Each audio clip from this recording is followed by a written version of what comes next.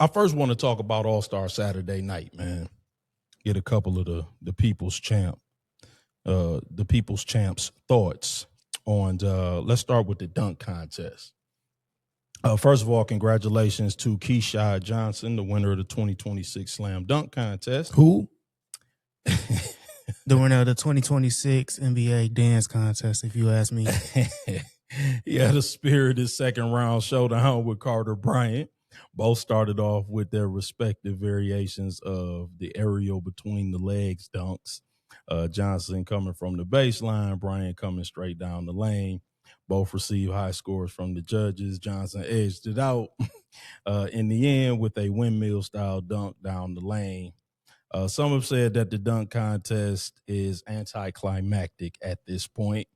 Some have suggested scrapping it entirely, saying that the in-game dunks are so good that there's essentially nothing left to see in a standalone contest, man. Should we modify the dunk contest? Is it a matter of just obtaining bigger name participants, or is the dunk contest just a antiquated concept? What say the people's champ, man? We looking for guidance here, man. How do we revive this thing, or is it revivable? The first thing I want to know is Jace Richardson in concussion protocol? Yes, I mean, we glad Jace is all right, man. We almost witnessed a Tom Shepard nutso moment. That was nasty looking, yeah. On national television. Yeah. During the dunk contest. Like, that was ugly. Yeah, it was. Number one. Number two, as for the dunk contest, like, get rid of it. Like, I think we had a one-off in 2016 with the Zach LaVine, Aaron Gordon dunk off. Yeah. And they could have pretty much ended it after that. Yeah, I mean, I hate to agree, but because, I mean, what's the alternative? Like, they would have brought back Mac McClung to win again. If he would have won again, he would have had something. I think he posted a video. No, he posted a video of like what he had planned, and it would have easily won. There you go. So, who wants to really see that other than like Mac McClung fans? So they could have been done away with the slam dunk contest. And, the slam dunk contest died when, LeBron James denied doing it. Yeah, I mean, listen, I've heard some people suggest that we implement some sort of a rule that if a player is on his rookie contract and he's asked to participate, he can't refuse. No, that's weak. You can't. You can't do that. Yeah, I'm not a fan of forcing guys to do it. You need enthusiasm and creativity. And I get it. Back in the day that it was different. I mean, the players definitely could use the money. Yeah. In terms of the prize. But it was almost expected that if you were a young elite wing flyer that you gave it a go. Mm-hmm. And you did at least one. You know what I mean? Yeah. So, and again, I mean, that's my opinion. I just feel that if James does it once, I think Zion gives it a go at least once. I think Ja gives it a go at least once. I think Ant-Man gives it a go against once because he's a flag bearer. Yeah. And I think when he kind of shut the notion of doing it down, I think he made it okay for, other young players coming in with that status to say, no, I'm cool on it too. Yeah. I mean, I think that this is just my personal opinion about the whole LeBron angle, because I wrote this in my notes. I think after a certain point, it became untenable for LeBron. True. Because it's a judged contest. And, I mean, let's say the quiet part out loud. LeBron has an entire media apparatus running around, and what they essentially do is they denigrate players from yesteryear. Right. I mean, he went on to and just one example without belaboring the point, because we're not really here to litigate that. We're talking about the dunk contest. But he went on to a national platform and said that Giannis will average 100 points in the 70s. Right. And Dr. J, who typically judges the dunk contest, started his career in the 70s. I mean, he basically went and said that the players from the 70s is trash. and the dunk contest is judged. So then LeBron is going to be worried about being judged by Dr. J. Well, I mean, yeah, and in year 23, I'm talking about in year 3 or 4. But yeah, well, yeah. I mean, you came I into the concur. league at 18 years old. I mean, between then that's why I said and after a before certain his point, knees started tingling at like 23 or 24, right, he could have got his ass in the dunk contest one time. I agree. Just for the fans at that point when he was that young. Yes. I mean, come on. And then he goes to Miami, and there's all these practice videos of him in Miami with his shirt off, throwing the damn ball off the wall, doing cartwheels and dunking it. So I just think, man, if the dunk contest means that much to the NBA's All-Star Weekend, which obviously it does, because for the past 10 years, every Monday morning quarterback for All-Star Weekend is some critique about the All-Star game. That either, I don't know if they should have maybe held him hostage, like you're saying with that contract situation, but I mean, it should have just been, I guess, an unspoken like rule type of deal. Like, you get what I'm saying? Like, you ain't got to pull Aaron Judge's leg to get him to do the home run derby at least once. No. Or Shohei Ohtani, outside of like, they got like an oblique injury, which makes sense. Yeah. You get what I'm saying? So, but again, I do think that because the dunk contest is judged and it's not scored.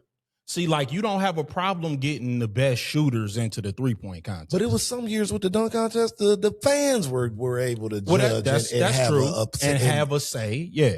But I played that generation. Like, I agree. Could have squeezed. No, listen, I even with the whole LeBron thing aside, because we know that LeBron is hyper focused on his legacy, on how he's viewed, right, on his personality. He's the king, man. Wear the crown.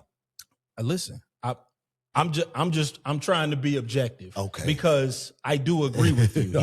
He should have been in the dunk contest, but I'm just telling you that from his perspective, he don't want to take the L, and he doesn't want to be judged. Gotcha. He's hyper focused on his image and his personality. Yeah. And he just doesn't want to be judged. Yeah. And I think that because there's judging in that dunk contest, he has a hard time submitting himself to judgment. And I can go with that. Yeah. And because that's the only thing that could make, any tangible sense to me, honestly. I just think that that's a thing with him. And at this point, I'm not judging it one way or the other, but I just think that that's his psychosis. So do you think that was always how he felt? Yeah, always. So that's why he never did. Yeah, he didn't develop into this. I think this has always been in the back of his mind. He doesn't. That's interesting. Because I can kind of go with that. I mean, because again, I'm talking about the media apparatus. Rich Paul has come out and said that, if LeBron won the dunk contest, people would have just said it was rigged. Like he came out and said that. But that's crazy because we've seen him do dunk contest worthy dunks in game on people. It's absurd. But again, this is the site. These are the conversations. And then again, it's LeBron too. If you want to talk about his fans. Yeah, let a couple of 8 and 9s go up that shouldn't have been. Yeah, I know, right? Riding in that boy, right? I agree. Tighten up round two. Because just as he has his detractors, but his fan base is rabid. Yeah, so man. I agree. I also think how the McDonald's dunk contest he was in played a part in as well, and the reaction to his performance in that dunk contest. Yeah, because I don't think nobody was really excited about how he was in that dunk contest. The McDonald's dunk contest? I don't even remember. That was insane.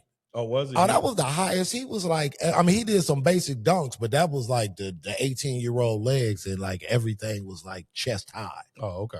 Yeah, I think was that against Shannon Brown? I think so. I know it was 03. Shannon Brown showed his ass too, though. Like let's not get it twisted. Like, reverse 360 from like inside the foul line type crazy. I mean, so like, the only suggestion that I have is maybe turn it into more of an exhibition than a contest where guys just showcase dunks rather than get judged and compete. Judges and scoring, maybe that's passe. I'm spitballing. Yeah, I know, man. I'm trying to find a way. I don't have maybe nothing to throw preserve back it. at you because I really have nothing for the dunk contest, man. It's like if the players that people want to see aren't going to participate, Correct. It's like, what do you have?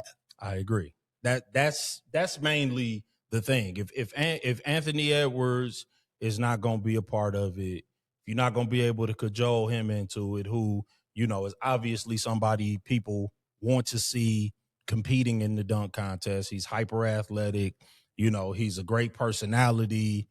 He's somebody that people gravitate toward, and he just won that, but Donovan Mitchell, these type guys. And it's so far gone now, to your previous point, where we've had so many years of insert player A win the dunk contest, doing some crazy dunks, right? But these aren't the marquee players that are selling season ticket packages for their home teams. And some of these guys are. Mac McClung won 3 in a row, and he wasn't even on the team. I mean, he's a G leaguer. So I get your point where it's like, okay, even though Anthony Davis is a great dunker, I mean, a phenomenal athlete, in-game dunker, maybe he doesn't, spend 3 hours a in the offseason working on dunks because he's an actual all-star player. Yeah. I get that part, and to the point of, it's been such a gap where no players of his ilk have entered it at all and won.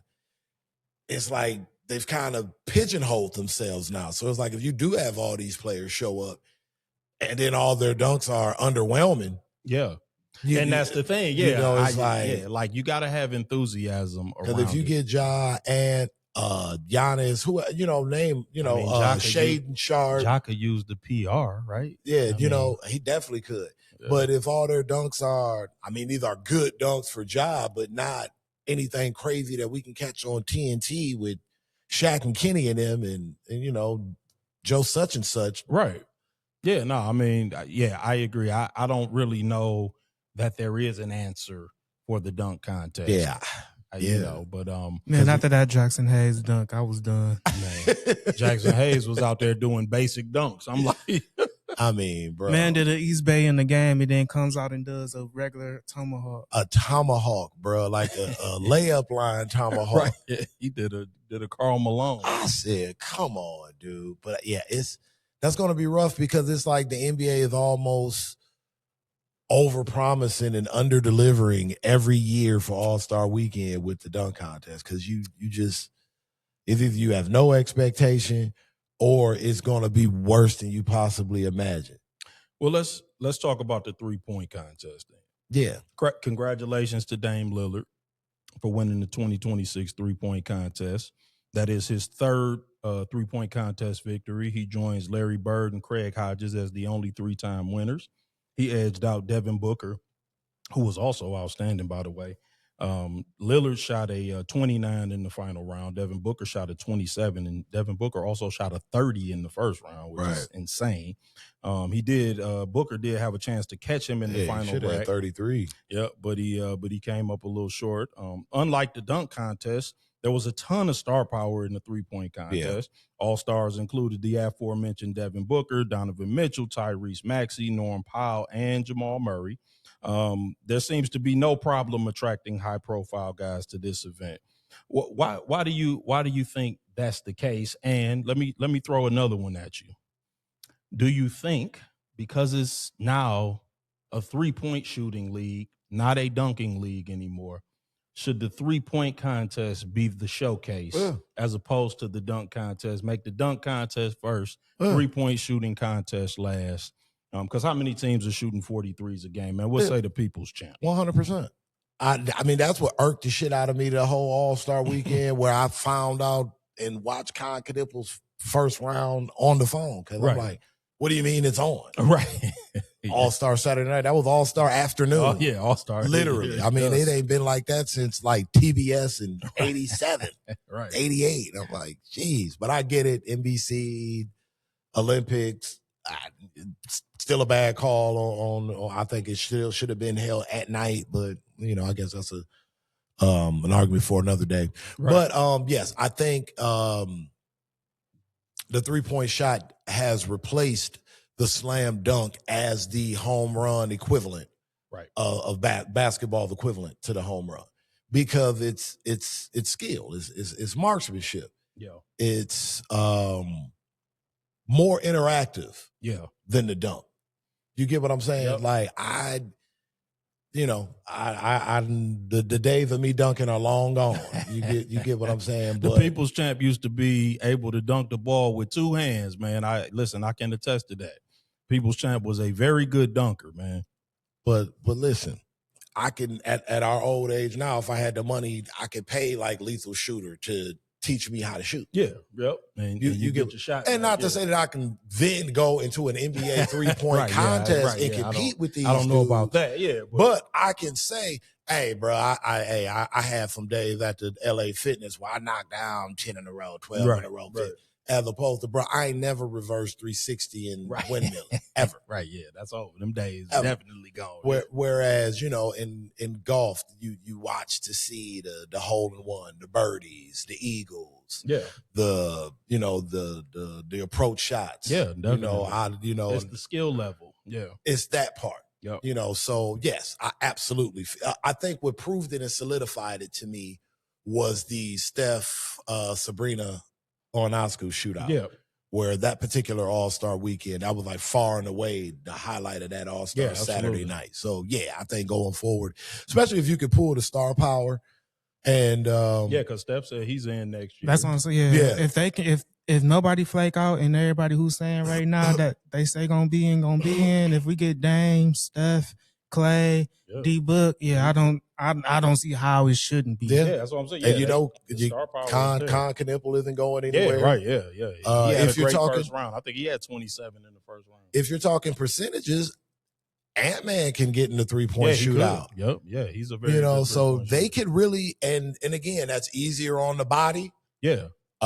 It's easier on the ego because it's it's not judged. Like we know who won. We don't need you saw party. And then it's one of those interactive things. If you've done it enough, you'd be like, man, I didn't miss 10 in a row and made 12 in a row right after. Absolutely they should do that and focus their stars. Yeah. Yeah, because the stars don't have any problem getting into that. And and the game is, three outside in now. Yeah, it's a 3-point shooting game. So I agree. I don't have anything to add to that. That's what I thought. I think that it's a 3-point game. They're showcasing 3-pointers more in the game, and I think guys feel more comfortable showcasing 3-pointers at All-Star Weekend. And that should kind of be the way that we go. Yeah, maybe do some kind of a dunk showcase where guys feel more comfortable getting in, where they're not being judged. And I agree with you. I mean, I once the high profile guy like LeBron, who was the face of the league, we'll get to that too, because we're going to talk about the actual All-Star game. Mm-hmm. Once he decided that it was no longer in vogue to do that, I think that pretty much, people are going to follow suit. They're going to, now if I think that, you could shift the paradigm. One of these younger guys could shift the paradigm if they decided to do it and they really go and show do out some crazy stuff. Yeah, for sure. But that's where we are at the moment. They should just flip it, honestly. If they, because I don't, like you saying, like, I don't think they want to cancel the dunk contest. No. But compare it to boxing. Boxing's not putting their biggest stars out there second to last. No. They're ending the night with their biggest stars. And your biggest stars right now are in the 3-point contest. They're not in the dunk contest. Yeah, so that's just the bottom line. Just flip it at the end of the day. Yep, I concur, nephew. Yep. All-Star game itself, man. Let's get into this. Shout out to Team Stars. Ultimately won the 3-way tournament, showcasing 2 teams featuring native-born stars and 1 team featuring foreign-born stars. In 4 12-minute games, they played a round-robin style elimination, which started with a matchup between Team Stars, made up of younger NBA stars, and Team World, that did eventually end up going past regulation to an untimed game to 5. And Scotty Barnes hit the game-winning 3-pointer when the extra session was tied at 2. Then it was Team Stars versus Team Stripes, which was made up of the more seasoned NBA stars In another very spirited affair that was back and forth, eventually ending in De'Aaron Fox hitting the last second 3-pointer to give Team Stripes the win by 2. After that, it was Team World versus Team Stripes. That was basically the Kawhi Leonard show. Right. In front of his home fans, he put on an NBA scoring exhibition, reminding us why he's been a 2-time finals MVP and widely considered one of the best two-way players that the game has ever seen when healthy. That game, too, ended on a last-second 3-pointer to break a 45-all tie and give Team Stripes the win. There was then an intermission, and ultimately Team Stars came back out and sealed the deal with a 47-21 dismantling of Team Stripes. So I know you've had your misgivings about the All-Star game, the new format, the competitiveness, the overall approach of the players. Did the All-Star game deliver the appropriate entertainment value? And did the format have anything to do with that? What say the people's champ? Yes and no. Okay, go ahead. But if it was a pie, Right. I would give about maybe 85%. I'm leaning yes. Okay. It was largely competitive. Okay. I think you have to thank Victor Wembanyama for that, for setting the tone. And then I think once Victor said, "No, we're not gonna mess around. We're gonna play." Love it. Or you at least are going to attempt real field goals in the paint. Yeah, love it. Or I'm sending some souvenirs out, or some people, we gonna spill some pops because there's some balls going out in the bleachers. So I was okay with that. And I think once that was established, then you had Ant-Man start to get to rolling. Then you saw Cade a little bit getting more active, playing passing lanes. And then with the older guys, then it was more so like your Jaylen Browns. And I'm like, okay. I thought those guys early, it kind of stuck out to me that we're going to keep the intensity level up and hold, the other guys accountable. Loved it. In terms of the level of competition. So, I was totally cool with that. I think where it kind of hurt itself was the last game, where I think they'll probably go back to the drawing board and tweak it a little bit, where, potentially the team that may eventually win it could run the risk of playing 3 consecutive games, and then you run out of gas. And the last game was just kind of like a stinker walkthrough, and it looked like all-star games of old. I just thought you could tweak that a little bit. The older guys should have played first. Yeah. Because once the younger guys got to sit while the older guys took Team World's best shot, and then got the intermission, that sealed the deal. Because you knew what was coming. I'm like, bro, they are not. But they was coming back out fresh. It was forecast. Yeah. So I think if the older guys got that rest while the younger guys took Team World's best shot and then got the intermission, I think that the last game would have been more competitive. But I think that, Now, what I wonder is, go ahead. Going forward, are they going to continue with that format, or does it just take a guy like a Wemby to just say, we're not going to mess around today, we're going to play? Yeah. Or does the format split up the personalities? Yeah. No, that's... You get what I'm saying? Yeah, does it split up the personality? Like maybe if it's East versus West, in the West locker room, Wemby's voice isn't on that tier yet where he gets overruled on the sentiment of the way that he wants to play.